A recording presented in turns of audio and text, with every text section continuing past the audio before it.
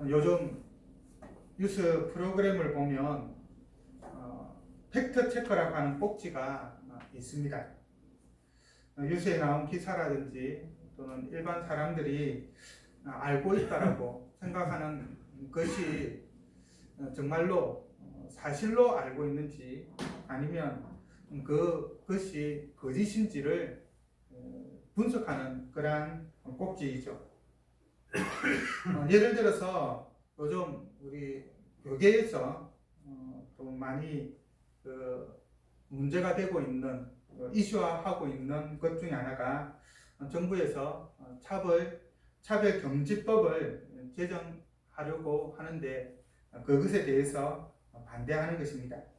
아마 이 차별금지법 안에는 동성애 문제가 같이 들어가 있기 때문에 교회 안에서 공식적으로 반대를 하고 있는데요. 특별히 동성애와 관련해서 이 차별금지법이 동성애를 양성화하고 도덕과 윤리를 무너뜨리고 그리고 동성애를 반대하는 그러한 설교를 하면 법적인 처벌을 받고 심지어는 교회를 파괴하기 위한 정부의 어떤 청략이다, 민주당의 그러한 청략이다 이렇게 말하는 경우도 있습니다. 근데 하지만 대부분의 경우에 사실에 기반해서 말하기보다는 감정적으로 호소하는 경우가 대부분이죠. 선동을 한다라고 해야 될까요? 분명 성경은 명확하게 동성애를 기타 여러 제약들과 더불어서 죄라고 규정을 하고 있습니다. 하지만 보수 기독교는 여러 가지 요인들로 말미암아 동성애에 대해서 다른 죄에 비해서 훨씬 더 과도하게 그리고 강하게 좀 거부감을 좀 가지고 있죠. 교회 안에서도 보면은 다른 성적인 문제에 대해서는 그렇게 크게 이야기하지 않지만 좀 침묵하는 경우가 많이 있고 그런 문제가 생기면 그냥 시시하면서 넘어가는 경우가 많이 있습니다. 그러나 유독 동성애에 대해서만은 너무나도 강하게 거부감을 표시를 하고 있죠. 여기서 문제는 교회가 차별금지법을 반대해야 되느냐 말아야 되느냐 하는 문제가 아닙니다. 문제의 핵심은 사실에 기반하여서 어떤 그 문제를 차별금지법의 문제를 지적하고 있느냐 아니냐 하는 것이죠. 그리고 그에 따라서 반대하느냐 또는 찬성하느냐 라고 되어야 하는데 그렇지 않다라는 것입니다. 보수 기독교가 차별금지법을 반대하는 이유는 동성애 문제와 관련하여서 이 법이 표현의 자유를 억압하고 종교의 자유를 부정하며 동성애를 반대하는 설교를 하면 과도하게 처벌을 하게 되어서 설교의 제약을 만든다 그런 이유들입니다. 그런데 문제는 과연 이 주장들이 사실이냐라고 하는 것이겠죠. 쉽게 말해서 설교 시간에 동성애는 죄입니다. 죄이기 때문에 하나님의 징벌을 받습니다. 그래서 동성애를 하면 안 됩니다.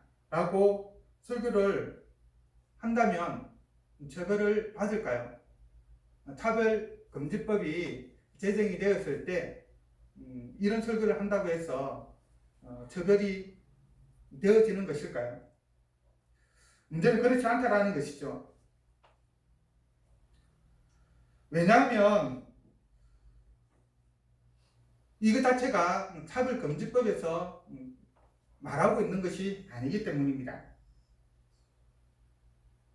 그런데 만약 설교 시간에 동성애와 관련하여서 차별적인 언사나 행동 또는 혐오적 표현을 사용하여서 설교를 하게 되면 거기에 대해서 누군가가 고발을 하든가 고소를 했다라고 하면은 처벌받을 가능성이 있습니다.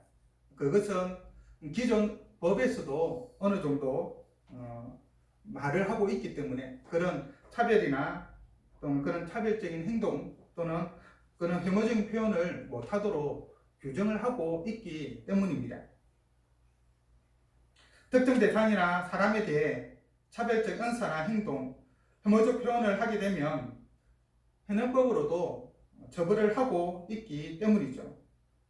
차별금지법 때문이 아닙니다.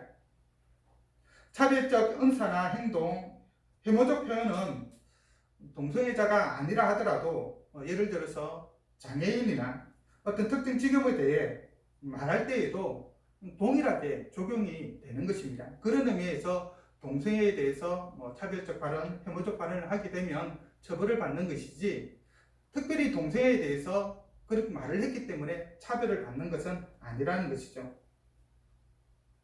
뿐만 아니라 차별금지법에서 차별을 금지하고 있는 영역이 딱 정해져 있습니다. 4가지로 정해져 있는데요. 첫째는 고용이고, 두 번째는 재화 등의 공급이나 이용에 있어서 차별을 해서는 안 된다고 말하고 있고, 세 번째는 교육과 훈련이며, 네 번째는 행정 서비스의 이 4개 영역에서만 제한을 두고 있습니다. 이곳에서는 동성애자이기 때문에 또는 어떤 특정 직업을 가지고 있기 때문에 고용을 너는 동성애자니까 안 돼, 너는 동성애자니까 행정 서비스를 이런 서비스를 받을 수 없어, 그렇게 할 수 없다라는 것입니다. 그러나 종교에서는 해당 사항이 없는 것이죠. 그래서 동성애자가 목사가 되려고 하는데 교단에서 당신은 이런 동성애자이기 때문에 공식적으로 드러냈을 경우이겠죠. 그리고 또 어떤 누군가가 그에 대해서 이야기를 했다고 한다면 교단 형법에 따라서 거부를 할 수가 있는 것입니다. 그리고 그것 때문에 처벌을 받는 것은 아닙니다. 문제는 대부분의 사람들이 이 차별금지법에 대해서 제대로 모르고 있다는 것이죠. 솔직히 저도 잘 모릅니다. 차별금지법에 대해서 제가 전문을 본 것도 아니고 그렇기 때문에 뭐라고 말할 수는 없을 것입니다. 그런데 선동으로 사실이 아닌 것을 사실로 믿고 또 그에 따라 행동한다면 그것은 참으로 문제이겠죠. 동성애로 말미암아 생기는 여러 사회적 문제가 있는 것은 맞습니다. 그리고 차별금지법이 제정이 되면은 아마 그것 때문에 또 여러 이런저런 문제들이, 우리가 예상치 못했던 문제들이 발생할 것입니다. 그러나 사실이 아닌 것을 기반으로 무언가를 주장하는 것은 심히 잘못된 것이죠. 감정에만 호소하는 것으로 선동하는 것은 끝없는 갈등만을 조장할 뿐이지 문제를 해결하지 못합니다. 어떤 행동을 하고 주장을 할 때에는 분명히 사실에 기반하는 것이 매우 중요합니다. 그런 점에서 지도자가 어떤 사람인가 하는 문제는 매우 중요하죠. 사실을 호도하는 지도자는 대부분 거짓 지도자인 경우가 많습니다. 참 지도자는 사실에 기반하여서 감정에 호소하지, 뭔가를 하기 위해서 없는 것을 만들어내서 거짓을 만들어서 감정에 호소하거나 무언가를 하도록 유도하지는 않습니다. 오늘 수많은 영적 지도자들이 있죠. 누가 참된 영적 지도자인지 누가 거짓 영적 지도자인지 구분하는 것이 쉽지가 않습니다. 때로는 거짓이 진실을 호도하여서 거짓이 진실이 되고 진실이 거짓이 되는 현상이 우리 가운데 너무 쉽게 일어나고 있죠. 그런 점에서 거짓 지도자인데 참된 지도자처럼 보이는 경우도 있고, 참된 지도자임에도 불구하고 거짓된 지도자인 것처럼 보이는 경우도 있습니다. 어쨌든 오늘날 무엇이 참이고 무엇이 거짓인지 구별하는 것이 쉽지 않다라는 것이고, 그것은 영적 지도자를 판단하는 데 있어서도 마찬가지라는 것입니다. 오늘 본문에서 사도 바울은 거짓 사도들과 자신을 크게 3가지 점에서 대조를 하고 있습니다. 이것들이 오늘날 우리가 참된 사역자와 거짓 사역자를 구별할 수 있는 최소한의 요건은 아닐까 하는 생각을 개인적으로 해봅니다. 그런 점에서 사도 바울이 자신과 거짓 사도를 어떻게 대조하고 있는지를 살펴보면서 우리가 이 땅 가운데 신앙생활을 하면서 누가 참으로 참된 지도자인지 거짓 지도자인지 그리고 내가 따라야 하는지 말아야 하는지 분별할 수 있는 그런 분별력을 키우는 시간이 되었으면 좋겠습니다. 첫째, 사도 바울은 고린도 교회 성도들을 정결한 천으로 한 남편인 그리스도께 중매했습니다. 예수 그리스도를 전했다라는 것이죠. 반면 거짓 사도들은 다른 예수, 다른 영, 다른 복음을 전하여서 한 남편인 그리스도로부터 멀어지게 했습니다. 즉 성경에서 말하고 있는 사도들이 준수받았던 그 예수, 그 복음, 그 영을 전한 것이 아니라 자신들이 임의로 만들어낸 그러한 영들을, 예수를, 복음을 전했다라는 것이죠. 2절에서 사도 바울은 내가 하나님의 열심으로 너희를 위하여 열심을 내노니 내가 너희를 정결한 천으로 한 남편인 그리스도께 드리려고 중매함이로다 라고 분명하게 말합니다. 바울은 하나님의 열심을 가지고 고린도 성도들에게 예수 그리스도를 전했습니다. 그리고 사도 바울은 중매의 비유를 통해서 교회와 그리스도의 관계가 어떠해야 하는지를 보여주고 있죠.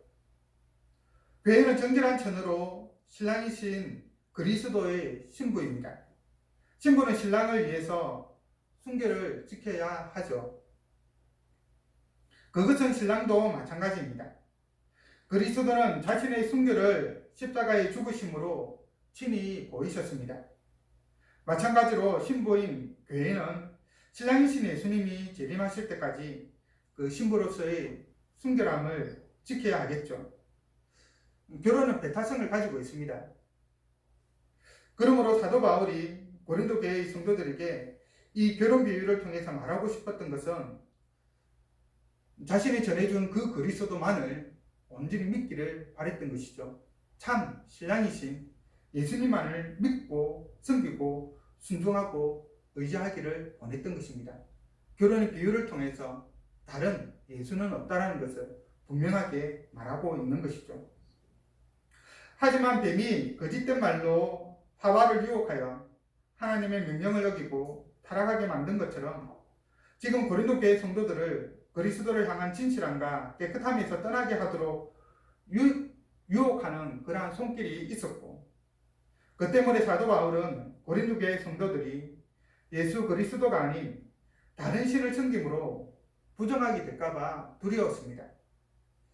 자신들은 하나님이라고 예수 그리스도를 섬긴다고 믿는다고 하고 있는데 정작 다른 하나님, 다른 예수를 믿고 있을 수 있다라는 것이죠. 유혹의 손길은 고린도 교회 안에서 활동한 거짓 사도들에 의해서 발생했습니다. 항상 사도 바울을 쫓아다니면서 사도 바울의 가르침과는 다른 유대주의적 가르침을 가르쳤던 자들이죠. 이들은 참된 예수를 전하지 않았습니다. 참된 영을 전하지 않았습니다. 참된 복음을 전하지 않았습니다. 뱀이 하와를 교묘한 말로 속였듯이 그들은 화려한 언변으로 고린도 교회 성도들을 미혹을 했습니다. 사도 바울이 전해줬던 그 복음에서 떠나도록 만든 것이죠. 그런데 안타깝게도 고린도 교회 성도들은 거짓 사도들을 용납하여 그리스도를 향하는 진실함과 깨끗함에서 떠나 부패할 위험에 처해 있었습니다. 사도 바울이 전해주었던 그 말을 더 신뢰하기보다는 거짓 사도들의 말을 더 신뢰했다는 말입니다. 이처럼 참 사도는 사람들을 예수 그리스도께로 인도합니다. 바로 성경에서 말하고 있는 참된 예수 그리스도께로 인도를 하죠. 반면 거짓 사도들은 예수 그리스도로부터 떠나 다른 무언가를 섬기게 만듭니다. 예수님이 아닌, 여호와 하나님이 아닌, 성경에서 가르치고 있는 그 진리가 아닌 다른 무언가를 섬기게 만드는 것이죠. 사랑하는 성도 여러분, 사도들이 우리에게 전해준 참된 예수 그리스도만을 섬기고 따르기를 바랍니다.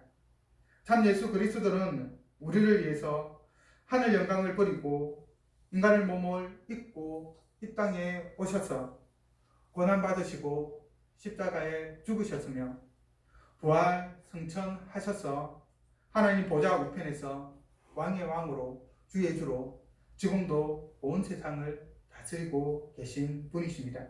그리고 이 땅을 심판하기 위해서 다시 오실 분이시죠.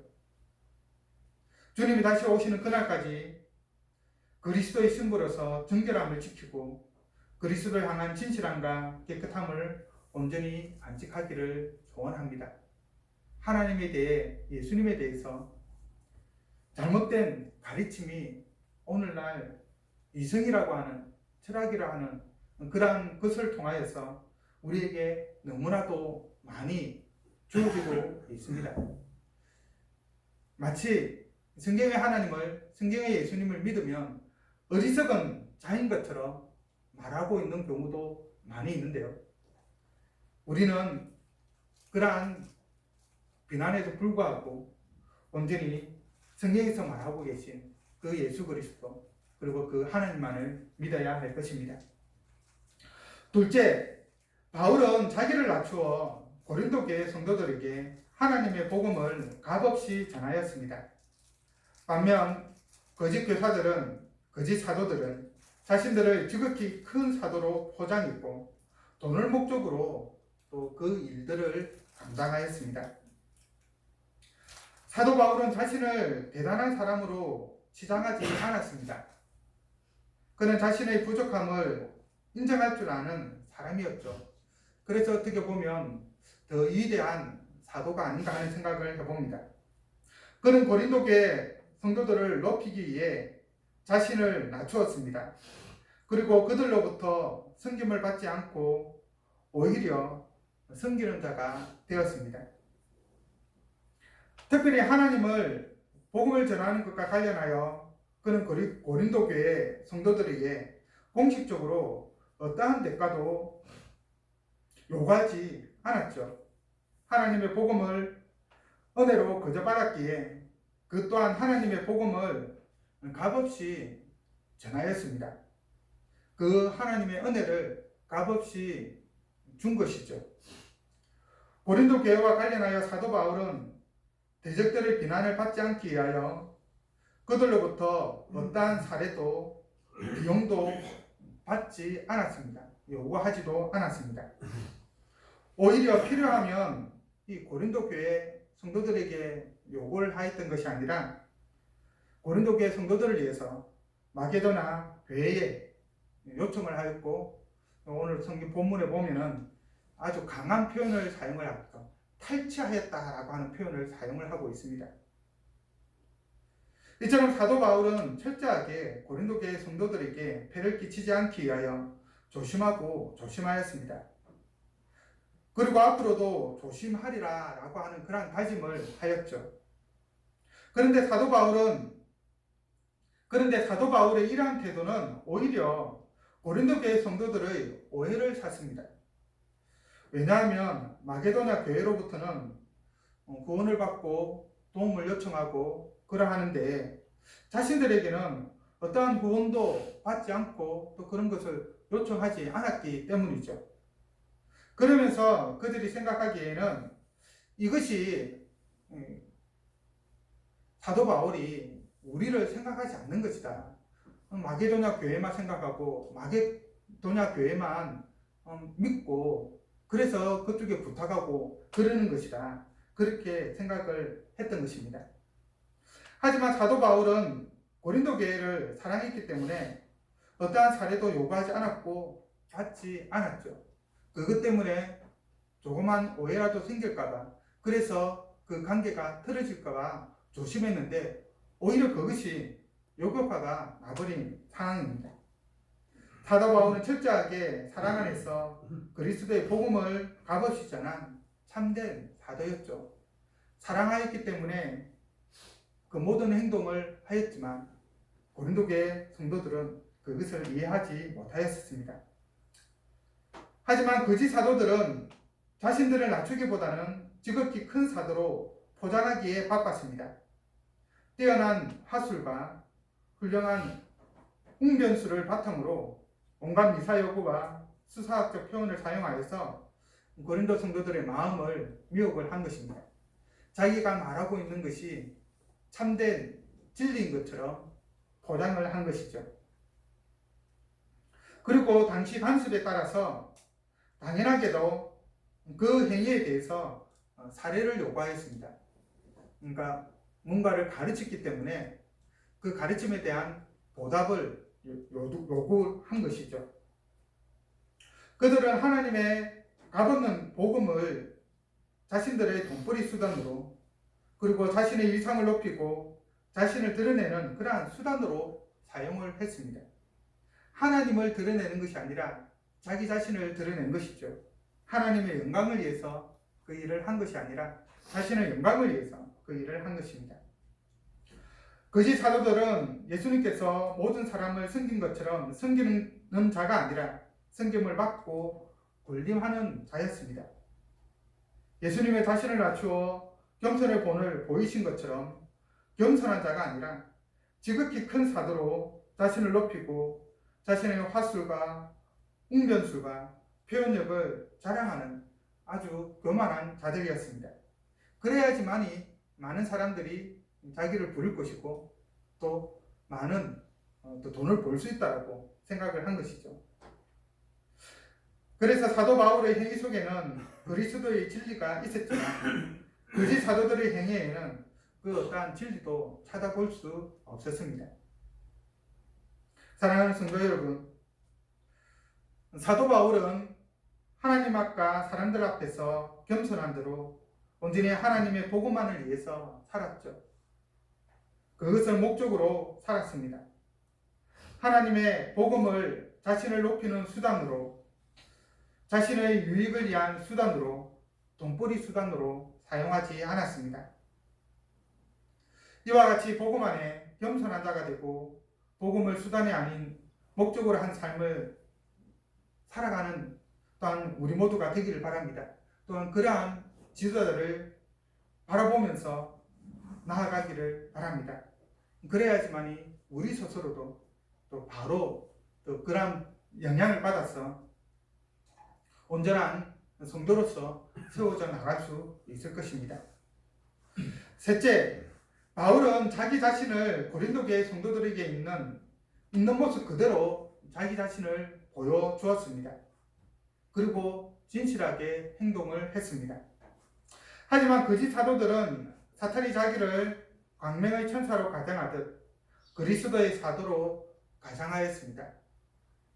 사도 바울은 고린도 교회로부터 사례를 받지 않는 것과 관련하여서 우리를 사랑하지 않는 채사라고 하는 그러한 오해를 샀지만 진실된 모습 그대로를 보여주었고 또 행동을 했습니다. 바울은 고린도 교회 성도들을 수단으로 삼지 않고 목적으로 삼았습니다. 사도 바울은 진실되게 고린도 교회 성도들의 잘못을 책망했습니다. 뭔가를 따지는 것이 아니었죠. 주장하기 위해서 그 사람들을 이용해서 뭔가를 하려고 그렇게 책망한 것은 아니었습니다. 가식적으로 그들에게 잘 보기에 자신을 속이지 않았습니다. 사도 바울은 고린도 교회 성도들을 언제나 일관적으로 변함없이 사랑으로 대했습니다.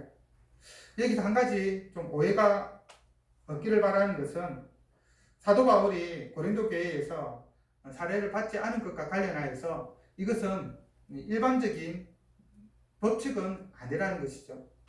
다른 곳에서 분명하게 사례를 받는 것이, 교회로부터 사례를 받는 것이 당연한 권리다라고 사도 바울은 이야기를 하고 있습니다.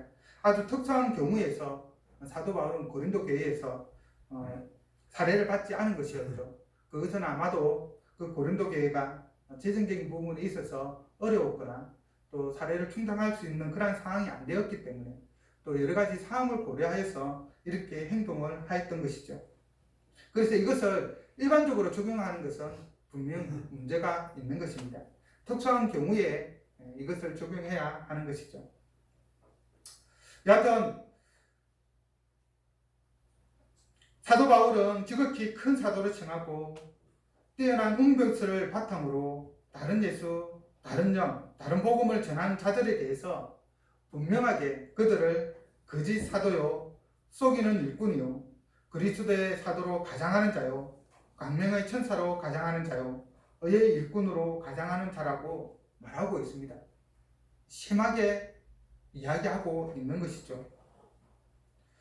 이들의 특징은 한마디로 사람을 속이고 자신을 가장한다는 것입니다.